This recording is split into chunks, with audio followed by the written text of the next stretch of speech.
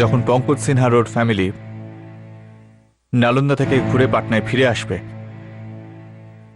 সেই সময় কিছু অপরিচিত লোক ওদের ওপর হামলা করবে, আর সেই হামলায় গীতা সিনহা মারা যাবে, কিন্তু বাকিদের কিচ্ছু হবে না। খুনের উদ্দেশ্যে পঙ্কজ গীতাকে নালন্দায় নিয়ে যায়। সঙ্গে ছিল ছেলে অনমোল, গীতার ভাই যতীন আর যতীনের স্ত্রী রমা। চক্রান্তের প্রথম ধাপ ভালোভাবেই পার হল।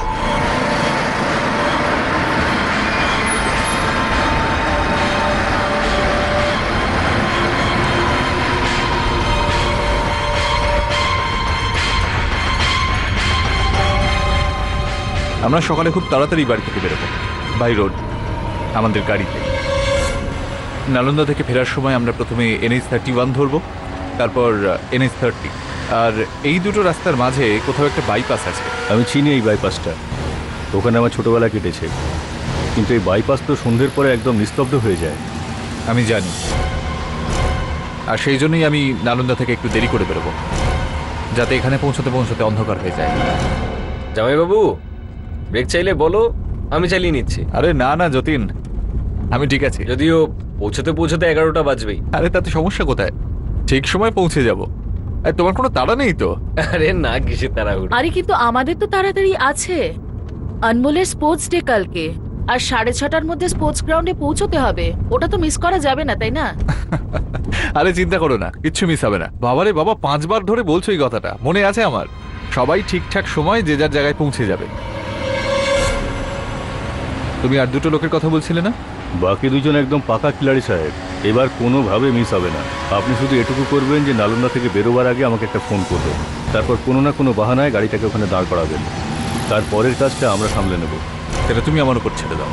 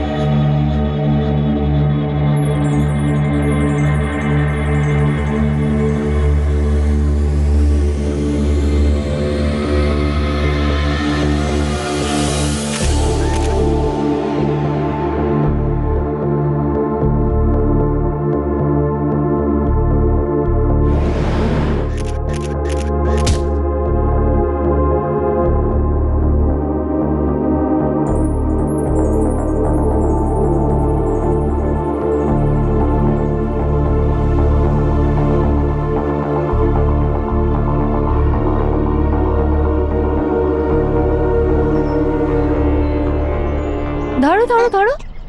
সত্যি বলবো দিদি, খুব ভালো লাগে যখন তোকে আর জামাইবাবুকে এইভাবে দেখি। 4 বছর আগে তো কত ভয় পেয়ে গেছিলাম আমরা। তোরা তো শুধু ভয় পেয়েছিলি, চিন্তা করছিলি।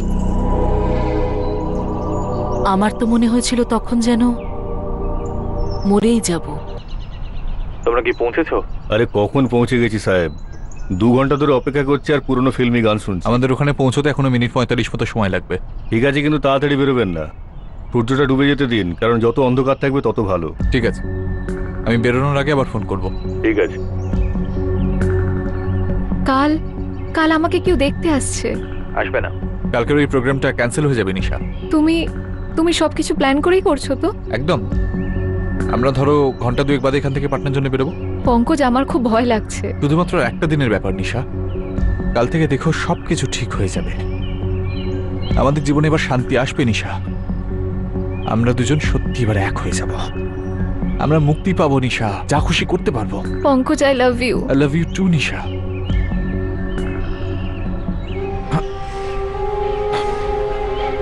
একে তো নিজেই পিকনিকের প্ল্যান করলেন, কিন্তু তাও অর্ধেকের বেশি সময় ফোনেই লাগিয়ে দিচ্ছেন। আরে না না শালা বাবু, আসলে আমাদের কোম্পানির একটা আমেরিকান ক্লায়েন্ট আছে। যখনই তার ব্যাপারে কোনো কথা থাকে আমার জুনিয়র আমাকেই ফোন করে বসে, তাই জন্য ওদের ডাইরেক্ট ফোন করতে হয়। আচ্ছা আচ্ছা আচ্ছা, চলুন, এবার তো যাওয়ার সময় হয়ে গেছে। এখন বেরোলে রাত 10টার মধ্যে পৌঁছাবো। আরে এত তাড়াতাড়ি কি আছে, চলো আরো খানিকক্ষণ এনজয় করা যাক, তারপর যাওয়া যাবে। পাক্কা সময় আছে? আরে অনেক সময় আছে, চলো। চলুন। চলো, রেডি, স্টেডি, গো! আরে আরে আরে, আসো আসো আসো। আনমোল তো জিতে গেছে, তুমি হেরে আরে গেলে। বাহ, দারুণ ব্যাপার। বাবাকে হারিয়ে দিলে বাবা আবার আনমোল কি জিতে জোরে গেছে। দৌড়ালো। এই নাও সবাই গরম গরম চা।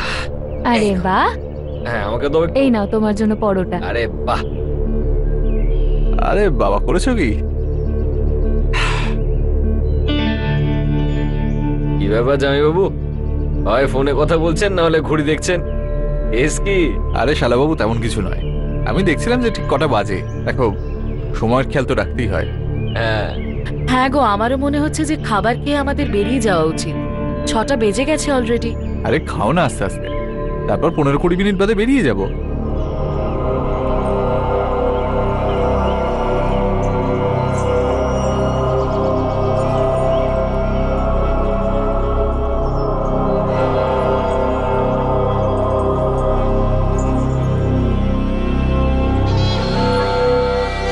আরে পঙ্কজ কোথায় চলে গেল? ওই তো টয়লেটের দিকে গেল, মনে হচ্ছে ফোনে অফিসের লোকের সঙ্গে কথা বলছে। আমরা 5 মিনিটের মধ্যে এখান থেকে বেরোচ্ছি। আমরা এখানে পুরো তৈরি আছি সাহেব, আপনি বাইপাস রোড ধরে আসুন সাহেব। ঠিক আছে।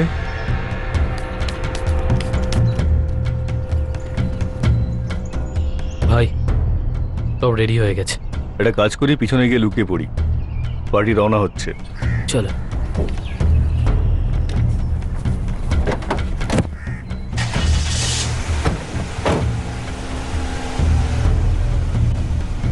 কি গো, পিকনিকের প্ল্যানটা তোমার ছিল আর তুমি সারাদিন ফোনই করে গেলে। আরে তেমন নয় ব্যাপারটা, কিন্তু তোমরা সবাই এনজয় করেছো তো নাকি? কিরে? বাবা আমরা এখন বাড়ি যাব, খুব মজা করেছি, চলো যাই মাম্মা।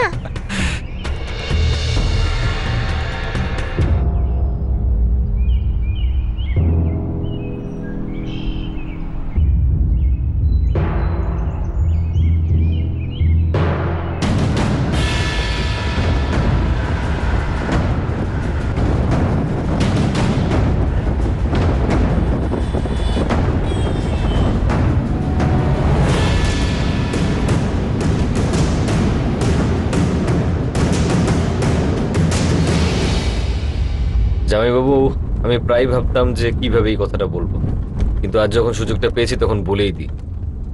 কি বলো তো?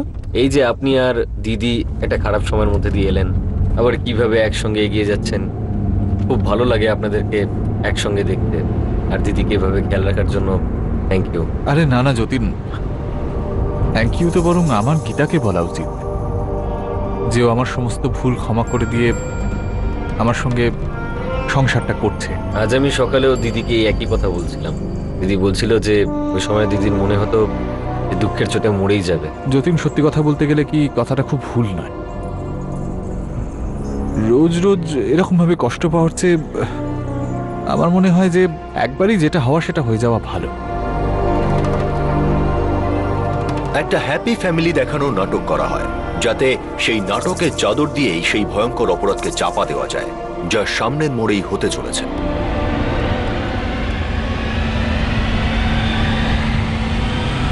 আরে আরে আরে জামাইবাবু, কোন রাস্তা নিয়ে নিলেন আপনি? ঘোরান ঘোরান, ভুল রাস্তা নিয়ে নিয়েছেন। আরে না না যতীন, এটা একটা নতুন বাইপাস হয়েছে, আমরা কমপক্ষে 1 ঘন্টা আগে পৌঁছবো। নতুন বাইপাস? হ্যাঁ। এটা কবে তৈরি হলো? আপনি শিওর তো? আরে 100% শিওর। আমার এক বন্ধু প্রায়শই পাটনা থেকে নালন্দা যাতায়াত করে থাকে, সেই আমাকে বলেছে। আচ্ছা চলো।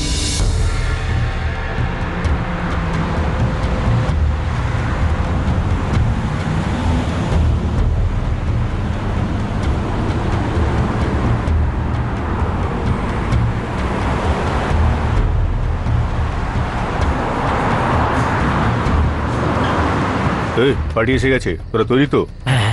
মিস যেন না হয়। চল।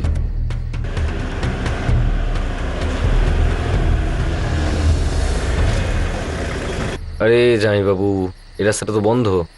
আরে কি মুশকিল বলো তো, আমার বন্ধু তো বলেছিল যে এই রাস্তাটা সোজা পাটনায় গিয়ে মেশে। মনে হচ্ছে কোনো প্রবলেম হয়েছে আগে।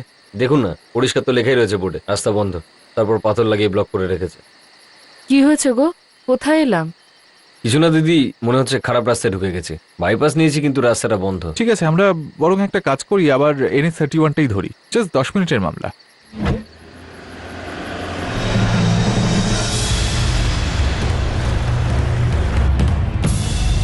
আরে ও দাদা, সামনের রাস্তা বন্ধ, গাড়িটা পিছনে নিন। পঙ্কজে এরা এনারা এখানে কেন আসছেন?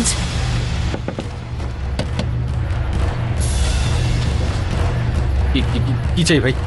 তোমরা কে ভাই? বাইরে বেরো, বাইরে বেরো। পঙ্কজ, ভাই তোমাদের টাকার দরকার তো তোমরা সমস্ত টাকা পয়সা নিয়ে নাও। আমরা পরিবার নিয়ে বেরিয়েছি ভাই, আমাদের ছেড়ে দাও। এই সব টাকা নিয়ে না, সব নিয়ে নাও। ম্যাডামদেরকে নেমন্তন্ন করতে হবে নাকি? বার কর, বার কর সব। কি হলো মাম্মা? কিছু না, কিছু না বাবা। তুমি তুমি শুয়ে পড়ো, শুধু বাইরে বেরিও না। নিচে বস।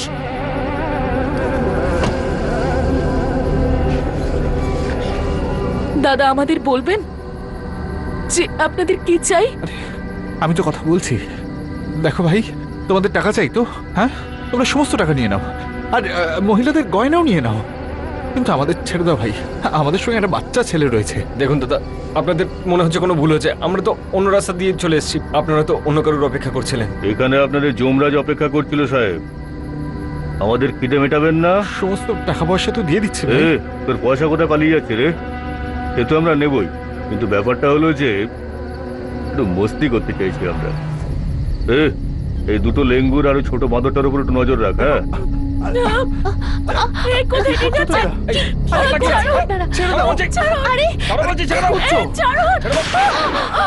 চুপ, একটুখানি নড়াচড়া করলে না গুলি করে বাচ্চার খুলি উড়িয়ে দেবো। না না না, বাচ্চাটাকে কিছু করবেন না দাদা। চলে আয় না। আয়, আয়। চল চল চল। পঙ্কজ, দাদা, দাদা, দাদা, টাকা চাইলে নিয়ে যান, কেন করছেন এগুলো? দাদা, ছেড়ে দিন। গীতা, দাদা, কি করছেন আপনারা? দাদা, আপনার টাকা লাগলে আমি এটিএম থেকে বার করে এনে দিচ্ছি। দাদা, ছেড়ে দিন, কি দাদা। করছো ভাই তোমরা?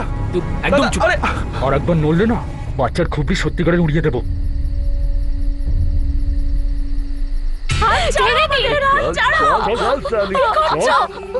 চল। দাদা, দাদা, আমরা হাত জোর করছি আপনার সামনে, আমাদের ছেড়ে দিন। দাদা, যত পয়সা দরকার আপনাদের আমরা দেবো, আমাদের যেতে দিন প্লিজ। চল শাড়ি খোল।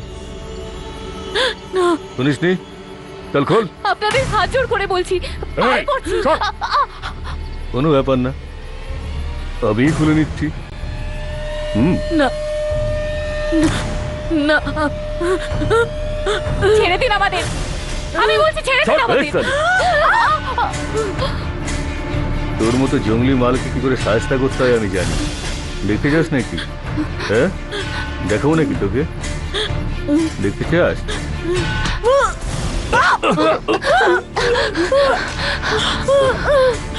ভাই, এটাই সুযোগ। চল।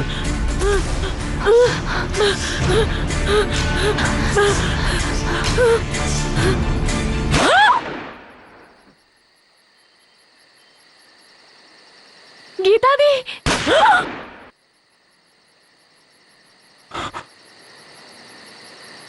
গীতাদি, গীতাদি চোখ খোলো, গীতাদি, গীতাদি চোখ খোলো, গীতাদি চোখ খোলো। যতীন, পঙ্কজদা, ওরা গীতাদিকে মেরে ফেলেছে। গুলি করে চলে যাবে। একদম নড়বে না, গুলি মেরে দেবো কিন্তু। চুপ, চুপ কর। গীতা, চুপ কর বলছি। গীতা, গীতা। এই, চুপ কর। নিবে? তাহলে বহুত বাড়াবাড়ি করছিল, মেরে দিচ্ছি গুলি। গাড়ি স্টার্ট কর, চল। একদম নড়বি না, নড়লেই মেরে দেবো। চল, চুপচাপ বসে থাক। যতীন, পঙ্কজদা, গীতাদি চোখ খোলো। বাবা, গীতাদি, আয়। গীতাদি চোখ কেন খুলছে না? গীতা, চোখটা খোলো না গীতাদি। গীতা, গীতা, মাম্মা, চোখ খোলো গীতা, গীতা চোখ খোলো। ওরা এই কি করে গেল? চোখটা খোলো না। মাম্মা, ওঠো না, মাম্মা। মাম্মা।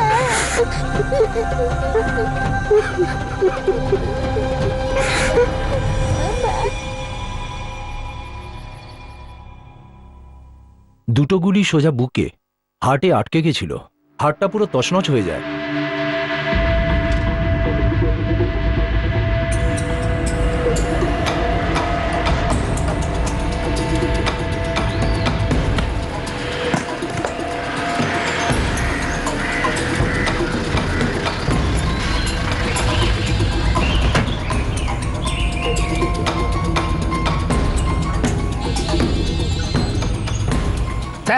সামনের রাস্তা ক্লিয়ার আছে, সামনে 30 কিলোমিটার দেখে এসেছি। ডাকাতরা ইচ্ছে করে রাস্তাটা বন্ধ কেউ করেছে। কিছু দেখেছে বা শুনেছে? স্যার, একটা চায়ের দোকান পাওয়া গেছে, ওর মালিকের সঙ্গে কথা হয়েছে, বলছে এই রাস্তায় ট্রাফিক থাকেই না, সামনে কোনো গন্ডগোলও নেই, ও কিছু দেখেও নি।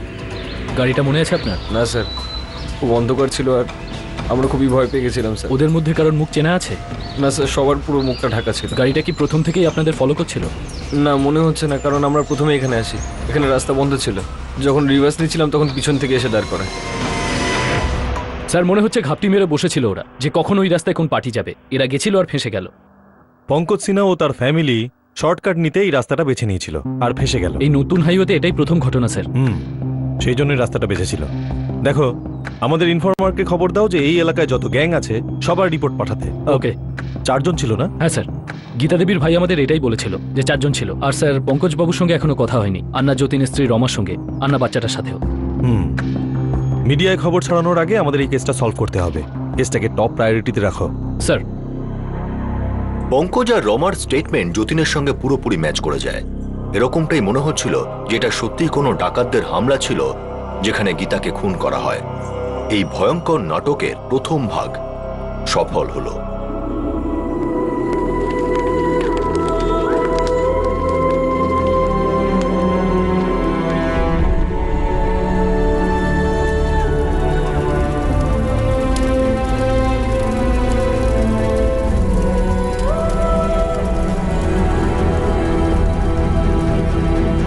দ্বিতীয় ভাগও খুব সঠিক পদ্ধতিতে খেলা হলো।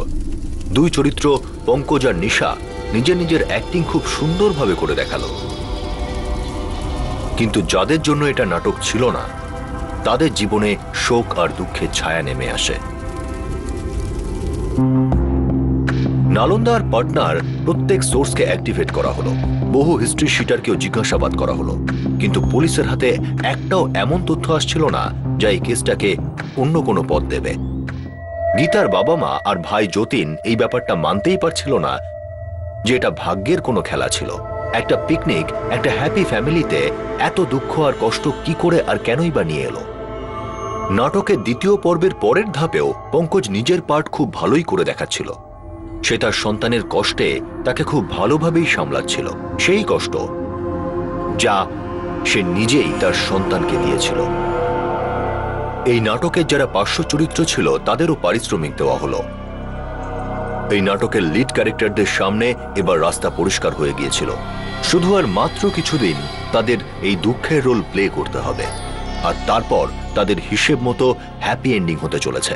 এই কেসে খুনের প্ল্যানিং আর মোডাস অপারেন্ডি টপ ছিল, আর সেই জন্যই পুলিশের হাতে একটাও প্রমাণ আসছিল না।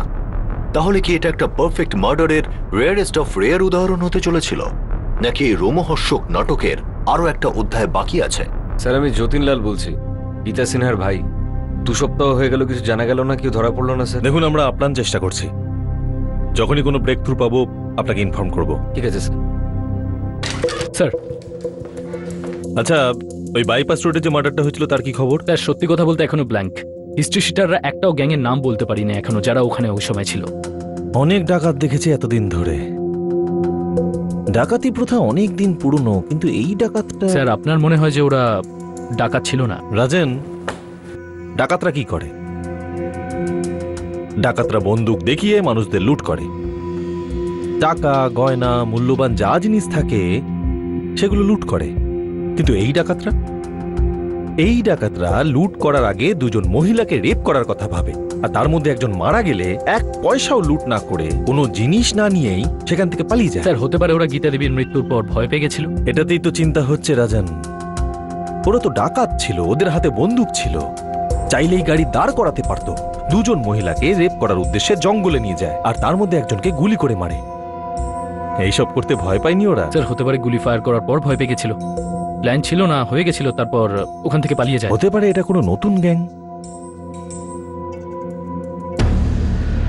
কতদিনের জন্য ওকে অপেক্ষা করাবি? উত্তর কেন দিচ্ছিস না? কারণ আমার কাছে উত্তরটা নেই মা। পুরো কনফিউশনে ভর্তি আমার মাথাটা। তুমি একটা কাজ করো, ওকে বলে দাও যেন আমার জন্য অপেক্ষা না করে। আরে তোর এখন 28 বছর বয়স, বড় হয়ে গেছিস, আবার কিসের কনফিউশন? মা, সবার আগে তুমি এই বয়স নিয়ে কথা বলাটা বন্ধ করো। আর তাছাড়া এটা বিয়ের সিদ্ধান্ত, কোনো স্কুটার ফুটার কেনার ব্যাপার নয়। আর আমি জানি যে ভুল সম্পর্কের কি পরিণতি হতে পারে।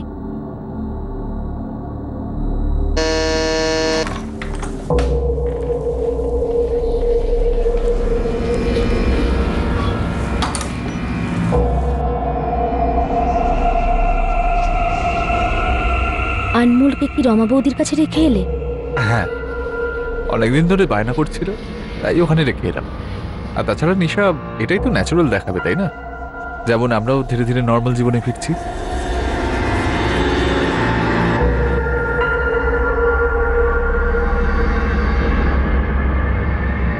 কি হয়েছে বলো তো? তুমি কি টেনশনে আছো? একের পর এক ছেলেকে রিজেক্ট করে চলেছি আমি। তো ভালোই তো হয়েছে। মোটেও ভালো নয় পঙ্কজ। নিশা কথা কেন বলছো বলো তো? আরো বড় একটা টেনশন আমাকে দিন রাত কুড়ে কুড়ে খাচ্ছে। সেটা কি? একটা অদ্ভুত ভয় লাগে আমার। আজ থেকে 6 মাস পরে, 1 বছর পরে কখনো না কখনো তো তুমি কথা বলবে বাবার সাথে, বিয়ের প্রস্তাব নিয়ে যাবে ওনার কাছে। নয়তো আমি বলে দেবো যে আমি পঙ্কজকে বিয়ে করতে চাই। তাতে ভয় পাওয়ার মতো কি আছে? কিছু নেই। তোমার মনে হয় না যে যতীন দাদার সন্দেহটা বাড়বে যে এত বছর ধরে এদের সম্পর্কটা টিকে ছিল? তারপর 2 এ 2 4 করবে, বলবে যে গীতা দিদিকে ডাকাতরা নয়, এরা দুজন খুন করেছে। আর তারপর আমরা দুজন ফাঁসিতে ঝুলব। না নিশা, না, আমাদের কারোর ফাঁসি হবে না। এরকম কিচ্ছু হবে না, বিশ্বাস করো। বরং আমার তো মনে হয় যা কিছু হয়েছে সেটা একেবারেই ঠিক হয়েছে সবার জন্যে। হ্যাঁ, যদি এর আগের 3টে অ্যাটেম্পটে গীতা মারা যেত তাহলে ঠিকই একটা সন্দেহ হতো যে কেউ একজন ঘরোয়া মহিলাকে কেন খুন করবে। কিন্তু এই যে 4র্থ অ্যাটেম্পটটা হলো না, এটা একদম স্মুথ গেছে। ডাকাতদের হামলা, পুরুষদের আর বাচ্চাকে বন্দুকের সামনে দাঁড় করিয়ে রেখে মহিলাদের টেনে জঙ্গলে নিয়ে যাওয়া হয়েছে, রেপ অ্যাটেম্পট, আর তারপর গুলি করা হয়েছে। একদম ফুল প্রুফ। তুমি দেখে নিও নিশা, 2-4 মাসের মধ্যে পুলিশ নিজেই এই কেসটা বন্ধ করে দেবে। তোমার কি গীতা দিদির কথা মনে পড়ে না? হ্যাঁ নিশা, মাঝে মাঝে ওর কথা মনে পড়ে তো বটেই। মেয়েটা আমাকে ডিভোর্স না দিয়ে এত বোকামি করলো, পুরো ব্যাপারটা কত সহজ হয়ে যেত। ও চাইলে আনমোলকে নিজের কাছে রাখতে পারতো, তাহলে আমি রাখতাম, তাহলে জয়েন্ট কাস্টাডি হতো। আর টাকা পয়সার ব্যাপারেও ওর ভাবার দরকার ছিল না, শুধু আমাকে ছেড়ে দিলেই হতো। আমাকে যদি মুক্তি দিয়ে দিত তাহলেই। স্যার, আমরা নালন্দা থেকে প্রায় 6:30টার আশেপাশে বেরোই, আর 7টার মধ্যে ভালোই অন্ধকার হয়ে যায়, মানে একেবারে রাত হয়ে গেছিল। আর 7:45 কাছাকাছি আমরা ওই অপয়া বাইপাসটার কাছে পৌঁছেছি। আর মোটামুটি 20 মিনিট ড্রাইভ করার পর আপনারা দেখলেন যে রাস্তাটা ব্লক ছিল, রাইট? হ্যাঁ স্যার, প্রায় 20 মিনিটই হয়েছিল। আচ্ছা, আপনার কোনো অদ্ভুত কিছু আশ্চর্য লাগেনি? হ্যাঁ স্যার, আমার একটু অদ্ভুত লেগেছিল, কিন্তু আমি আমার জামাইবাবুকে জিজ্ঞাসাও করেছিলাম যে উনি শিওর কিনা রাস্তাটার ব্যাপারে। উনি বলেন ওনার কোনো বন্ধু আছে যে প্রায় ওই রাস্তা দিয়ে যাতায়াত করে। উনি বলেন যে শর্টকাট 1 ঘন্টা বাঁচবে। এনিওয়ে, এই পিকনিকের মাঝে আপনার কিছু মনে হয়েছিল? পিকনিকের মাঝখানে? মানে আমি বুঝতে পারলাম না কি বলতে চাইছেন। দেখুন, আপনি তো এটা জানেনই যে এই কেসে এখনো অবধি কোনো ব্রেক থ্রু আমাদের হাতে আসেনি। আর একটা ব্যাপার নিয়ে আমরা খুব চিন্তায় আছি। কি ব্যাপার স্যার? এটাই যে ওরা তো ডাকাত ছিল, তো তাহলে ওরা রেপ অ্যাটেম্প করার আগে বা রেপের সময় আপনাকে এবং পঙ্কজকে কেন লুট করেনি? ওরা সোজা গীতাকে গুলি করে মেরে ফেলে। ওখানে তো কোনো ভিড় জড়ো হয়নি, কিছু ছিলই না, বাঁচানোর জন্যও কেউ আসতো না। তাহলে ওরা টাকা পয়সা না নিয়ে ওখান থেকে কেন পালিয়ে গেল? কিসের ভয় পেয়েছিল ওরা? বন্দুক ছিল ওদের কাছে। আমরা একবার নয় 1000 বার বলেছিলাম যে সব টাকা নিয়ে নাও, আমাদের গাড়ি নিয়ে নাও।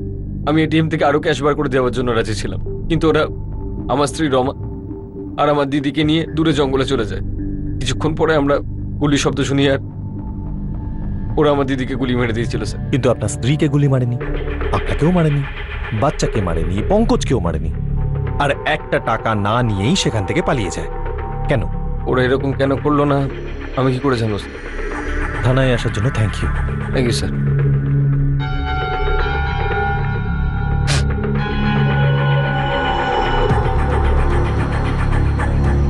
স্যার, আপনি বলছিলেন যে পিকনিকের মাঝখানে কোনো কিছু অদ্ভুত ছিল, কেন? এমনি। আপনি কি কারোর উপর সন্দেহ করছেন?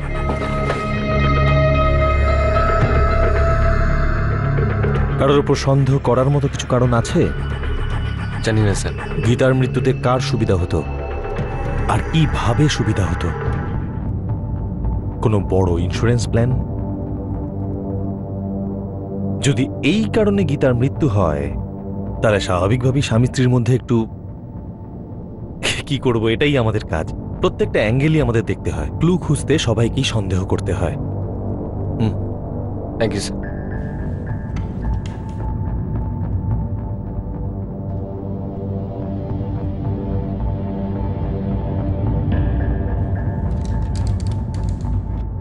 স্যার, এই পাটনা থেকে নালন্দার একদিনের পিকনিকের আইডিয়া আসলে আমার জামাইবাবু পঙ্কজের, আর সবচেয়ে বেশি উৎসাহ ওনারই ছিল। আর আর স্যার, একটা ব্যাপার খুব অদ্ভুত লাগছিল যে গোটা পিকনিকের মধ্যে প্রায় 85% টাইম জামাইবাবু মোবাইল নিয়ে ব্যস্ত ছিলেন, আর হয়তো একটু টেনশনও ছিলেন স্যার। বারবার নিজের ঘড়ি দেখছিলেন, আর যখন আমি বলছিলাম বাড়ি যেতে, তখন বলছিলেন এত তারা কিসের। আর বেশ অনেক সময় পেরোনোর পর ওখান থেকে বেরোই আমরা। সোজা একটা প্রশ্ন করি আপনাকে, আপনার কি মনে হয় যে আপনার জামাইবাবু জেনে বুঝেই NH 31 ছেড়ে বাইপাসের দিকে গাড়ি ঘুরিয়েছিলেন? হ্যাঁ স্যার, গাড়ি ঘুরিয়ে তো ছিলেন, কিন্তু আমি ওই বাইপাসের ব্যাপারে এর আগে কখনো শুনিনি। কিন্তু ওই সময় আমার অদ্ভুত কিছুই লাগেনি স্যার। আরেকটা প্রশ্ন, হাইপোথেটিক্যাল, যদি আমরা এটা ধরে নিই যে আপনার জামাইবাবু পঙ্কজ সিনহা চক্রান্ত করে আপনার দিদি গীতা সিনহাকে খুন করিয়েছেন, তো এতে আপনার জামাইবাবুর কি লাভ থাকতে পারে? স্যার, স্যার যদি এরকম কিছু করানো থাকতো তাহলে 4 বছর আগেই করতে পারতেন। 4 বছর পরে কেন? 4 বছর আগে? কি এমন ঘটেছিল 4 বছর আগে? স্যার, 4 বছর আগে জামাইবাবু আমার দিদির কাছ থেকে ডিভোর্স চেয়েছিল। 4 বছর আগে ডিভোর্স, আর বাচ্চার বয়স এখন 5 বছর। মানে যখন বাচ্চা 1 বছরের ছিল তখন উনি ডিভোর্স চেয়েছিলেন, রাইট? হ্যাঁ স্যার। মহিলা ইনভলভ ছিলেন? আমাদের খুড়তুতো বোন নিশা, যে প্রেগনেন্সির সময় দিদিকে হেল্প করার জন্য দিদির বাড়িতেই থাকতো, আর জামাইবাবু ওর সঙ্গে বিয়ে ঠিক করবে বলে পাগলামি করছিল। আর এই যে নিশা মেয়েটি, সেও কি পাগলামি করছিল? হ্যাঁ স্যার, বরং পঙ্কজ একবার সুসাইড অ্যাটেম্পটও করেছিল, কিন্তু স্যার ওই কেসটা তো ওখানেই শেষ হয়ে গেছিল। এটা অ্যাফেয়ারের ভাইরাস, এত সহজে যায় না, অনেক বছর লেগে থাকে।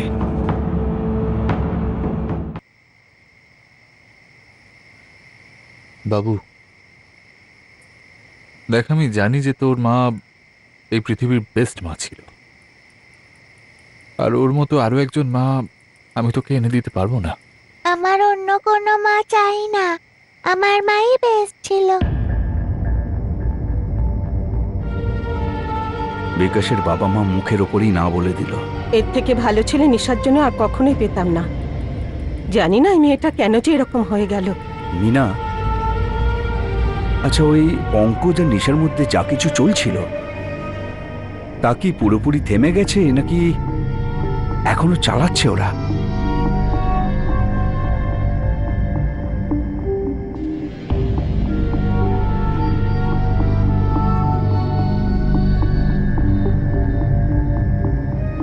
পঙ্কজ এতটাও নিচে নামতে পারে? জানি না মা, কিন্তু যখন ওই দিনটার কথা ভাবি তখন প্রত্যেকটা জিনিস জুড়ে যায়, প্রত্যেকটা ব্যাপার একটা ষড়যন্ত্র মনে হয়।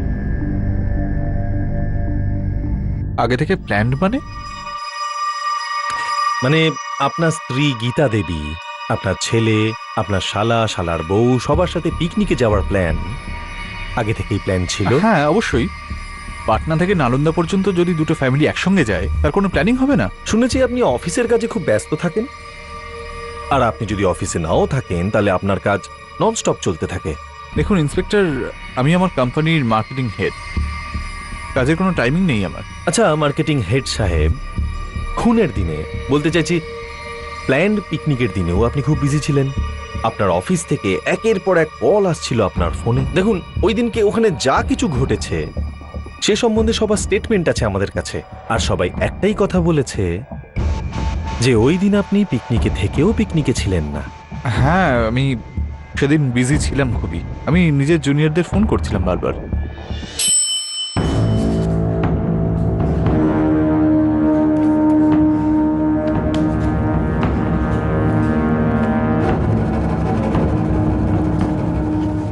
ইন্সপেক্টর, এই গোল গোল কথা না বলে আমরা সরাসরি সোজা কথায় চলে আসি। আপনি কি এটা বলবেন যে এই লাইন অফ ইনভেস্টিগেশনের মানেটা কি? মানে হলো আপনার স্ত্রীর হত্যাকারীদের আমরা ধরতে চাই। তাহলে পিকনিক আর আমার অফিসের কলগুলোর এর সঙ্গে সম্পর্ক কোথায়? মানে সেই দিন আপনার অফিস থেকে আপনার কোন নাম্বারে এই সমস্ত ফোনগুলো আসছিল? দেখুন, আমাদের রেকর্ড অনুযায়ী তো আপনার ফোন নাম্বার হলো 4445678988, তাই না? হ্যাঁ। কনফিউশন হচ্ছে খুব এই ব্যাপারটায়। আপনি বলছেন, আপনার শালাবাবু বলছে, আপনার শালাবাবু স্ত্রীও বলছে, আর যদি আপনার স্ত্রী আজকে বেঁচে থাকতো তাহলে হয়তো উনিও বলতেন যে সেই দিন আপনার অফিস থেকে আপনার কাছে লাগাতার কল আসছিল, একের পর এক কল আসছিল, কিন্তু আপনার এই নাম্বারে সেই দিনকে আপনার অফিস থেকে একটাও কল আসেনি mister Pankaj Sinha, head of marketing. আপনার দুটো নাম্বার? হ্যাঁ। গোপন ব্যাপার, কারণ আপনার শালাবাবুর কাছে আপনার এই দ্বিতীয় নাম্বারটার কোনো ইনফরমেশন নেই। দেখুন, আসলে ওই দ্বিতীয় নম্বরটা আমি শুধুমাত্র অফিসিয়াল কলের জন্যই ব্যবহার করি। নিশা কি আপনার অফিসেই কাজ করে? বেগুসরায়ে থাকে নিশা। আমরা আপনাকে না বলেই আপনার আরেকটা নাম্বারের খোঁজ করে নিয়েছি, 4441235568। এটাই না? আপনার এই নাম্বার থেকে নিশার কাছে আর নিশার থেকে আপনার এই নাম্বারে হাজার হাজার কল হয়েছে। গত 1.5 বছরে প্রতিদিন অনেকবার করে ফোন কল আর SMS এক্সচেঞ্জ হয়েছে। আসলে নিশার সাথে আপনার অ্যাফেয়ার শেষই হয়নি, তাই না? এখন প্রশ্ন এটাই যে এই দুধের মধ্যে চোনা কে ফেললো? কারণ আপনি এই অ্যাফেয়ারের নাম্বার থেকে আরো অনেকের সাথেই ফোনে কথা বলেছেন, বিশেষ করে পিকনিকের দিনে, আর কিছু বিশেষ বিশেষ দিনেও আপনার ওদের সাথে কথা হয়েছে। আপনার প্রণয়ের কি এখানে ডাবল ট্রিপল শিফট চলছিল? আরে না না, মজা করছিলাম আমি। আমরা এটা জানি যে আপনি নিশার দায়িত্ব নিয়েছেন, নিশাকে আপনি ঠকাবেন না। তো এই নাম্বারগুলো কার? কোনো ব্যাপার না, চিন্তা করবেন না, আমরা সব জেনে গেছি, যেভাবে আপনার আরেকটা নাম্বার জেনেছি। হ্যাঁ,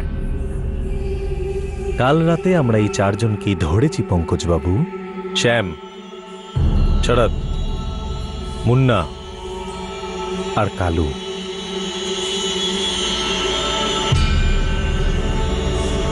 হ্যাঁ, ওই 4 জনকে একটু বাজাতে হয়েছে, তারপর ওরা সবকিছু বলেছে। আমাদেরকে এক এক দিন, এক এক ঘন্টা, এক এক মিনিট, এক এক সেকেন্ডের হিসাব দিয়েছে ওরা, যে ওরা এতদিন ধরে কি কি করেছে। শ্যাম ডিটেলে সমস্ত কথা আমাদের বলেছে পঙ্কজবাবু, যে কিভাবে ও 3 বার মিস করেছে আর চতুর্থবারে আপনার স্ত্রীকেও মেরেছে, আর কিভাবে আপনি আপনার স্ত্রীর সুপারি দিয়েছিলেন 4 লাখ টাকা 30 মার্চে আপনার স্ত্রী, আপনার সন্তানের মা গীতাকে হত্যা করতে। বেগুসরায়ের পুলিশ আপনার প্রেমিকাকে যে কোনো মুহূর্তে গ্রেপ্তার করে নেবে।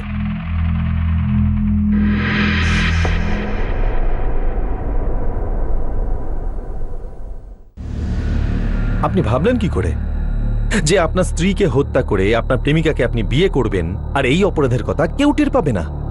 আমার তো অন্য কোনো উপায় ছিল না। ও তো আমাকে ডিভোর্স দিতে রাজি ছিল না। আমি ওকে কতবার বলেছিলাম, আমাকে ছেড়ে দাও, আমাকে ছেড়ে দাও, কিন্তু 4 বছর ধরে ও আমার কথায় কানই দেয়নি। বাহ, অ্যাফেয়ারও করবেন আবার সংসারও করবেন আপনি।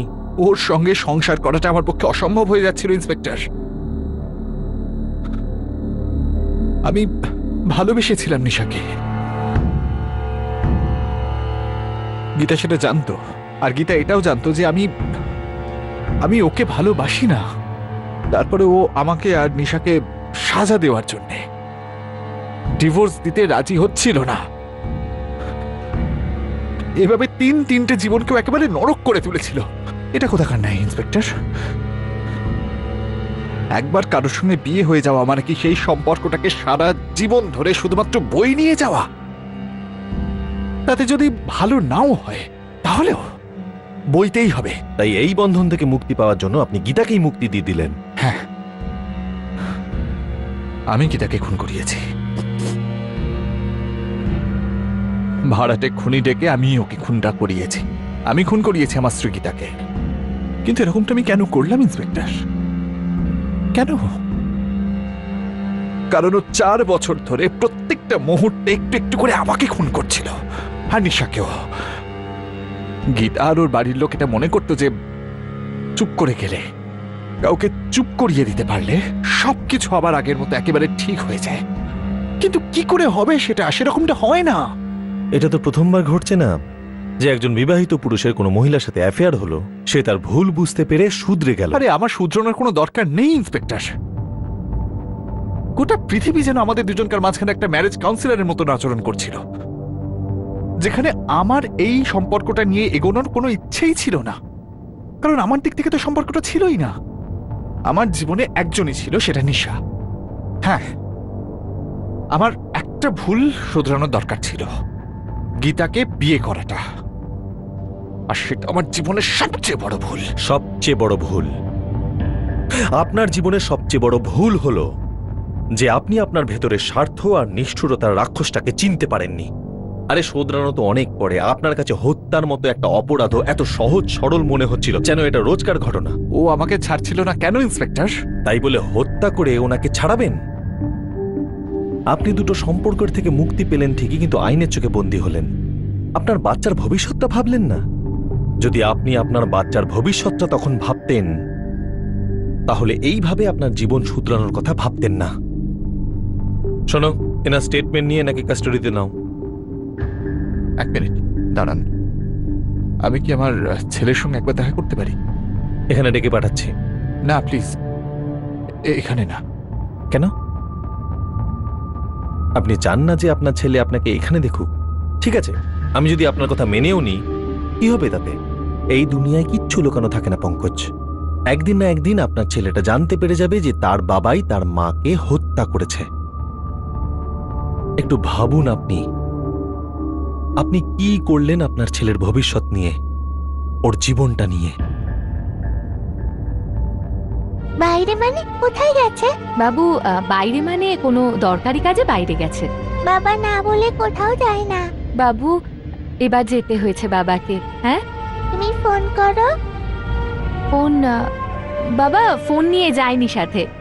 তুমি দুধ খেয়ে নাও না, বাবা সব সময় ফোন সাথে নিয়েই যায়। তুমি নিশ্চয়ই কিছু বলছো না আমাকে।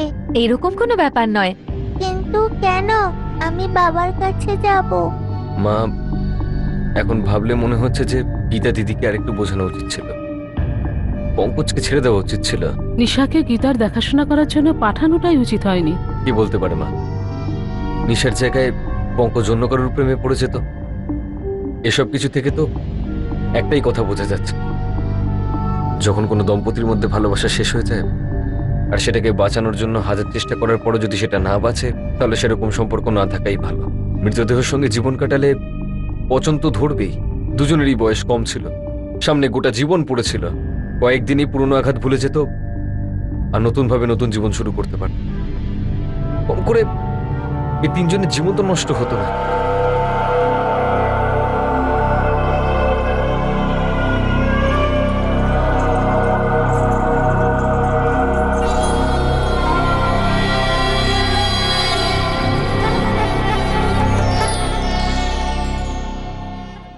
আসলে সেই চতুর্থ অ্যাটেম্পটও ব্যর্থ হয়েছিল। হ্যাঁ, এটা দুর্ভাগ্যের বিষয় যে গীতাকে নির্দয়ভাবে খুন হতে হলো, কিন্তু খুনের উপর ভিত্তি করে একটি সম্পর্ক গড়ে তোলার ভাবনা নিজের থেকেই ব্যর্থ প্রমাণিত হলো। এরকম একটা সম্পর্কে টিকে থাকার আদৌ কি কোনো মানে আছে, যেখানে একজন মনের কষ্টে দিনরাত মরছে আর অপরজন তাকেই মেরে ফেলার ষড়যন্ত্র রচনা করছে? এইরকম বিবাহিত জীবনে টিকে থাকার মানেটা কি, যেখানে দুজনই এই সম্পর্ক থেকে না কোনো সুখ পাচ্ছে আর না এই সম্পর্কের কোনো ভবিষ্যৎ রয়েছে? যদি আমরা নৈতিকতা আর ভাবনার ঊর্ধ্বে গিয়েও ভাবি, তাহলেও মানুষের মানবাধিকার সবচেয়ে বেশি গুরুত্বপূর্ণ। পঙ্কজ আর নিশা যেটা করেছে তা ভালো খারাপ সুন্দর বাজে ঠিক বেঠিক যাই ছিল না কেন, কিন্তু তাদের দুজনের নিজেদের জীবন পরস্পরের সঙ্গে কাটানোর অধিকার ছিল। আমরা কোনো অবস্থাতেই পঙ্কজ আর নিশার প্রতি সহানুভূতিশীল হচ্ছি না, আর না তাদের সিদ্ধান্তকে তারিফ করছি। আমাদের কাছে এই কেসে সব থেকে বড় মানবাধিকার লঙ্ঘন হয়েছে গীতার ক্ষেত্রে, কারণ তার থেকে তার জীবন কেড়ে নেওয়া হয়েছে। স্বামীর হঠকারিতা আর বোনের দ্বারা পিঠে ছুরি মারার যন্ত্রণা সহ্য করা সহজ ছিল না গীতার কাছে, কিন্তু যদি ভালো করে লক্ষ্য করি তাহলে দেখা যাবে যে এই কেসে একটা বিষয় খুব দৃঢ়ভাবে সামনে উঠে আসছে, আর সেটা হলো গীতার উচিত ছিল সাহস করে নিজের জীবনের উপরে নেমে আসা এই বাস্তব সত্যিটাকে মেনে নিয়ে সরে দাঁড়ানো। তার সামনে তার নিজের, তার সন্তানের পুরো জীবন ছিল, কিন্তু একটা ভাঙা সম্পর্ককে একটা মিথ্যেকে নিয়ে বেঁচে থেকে লাভটা কি? এটা ভাবলেও খারাপ লাগে যে 3 বার ব্যর্থ মার্ডার অ্যাটেম্পটের সময় যদি গীতা একবার অন্তত ইঙ্গিত পেত, হিন্ট পেত যে কেউ তাকে প্রাণে মারার চেষ্টা করে চলেছে, তাহলে হয়তো ব্যাপারটা এত দূর পৌঁছতো না। পঙ্কজ, নিশা আর 4 অপরাধীকে খুনের জন্য আইপিসির 302 ধারা অনুযায়ী আর 120 বি ধারা অনুযায়ী ক্রিমিনাল কনস্পিরেসির জন্য গ্রেফতার করা হয়েছে। মামলা শুরু হয়েছে আর কয়েক বছর আগে পাটনা হাইকোর্ট পঙ্কজ, নিশা আর 4 জন ভাড়াটে খুনিকে যাবজ্জীবনের শাস্তি শুনিয়েছে। এখন আমি অনুপ সুনি আপনাদের থেকে বিদায় নিচ্ছি। আপনাদের সঙ্গে আবার দেখা হবে ক্রাইম পেট্রোল সতর্কতে আগামী দিন আগামী পর্বে ঠিক এই সময়। ততক্ষণ সুরক্ষিত থাকুন আর দেখতে থাকুন ক্রাইম পেট্রোল সতর্ক। শিক্ষা একজনের, জ্ঞান আমাদের সবার। জয় Hind. For more updates, subscribe to our channel, click the show links and enjoy watching the videos.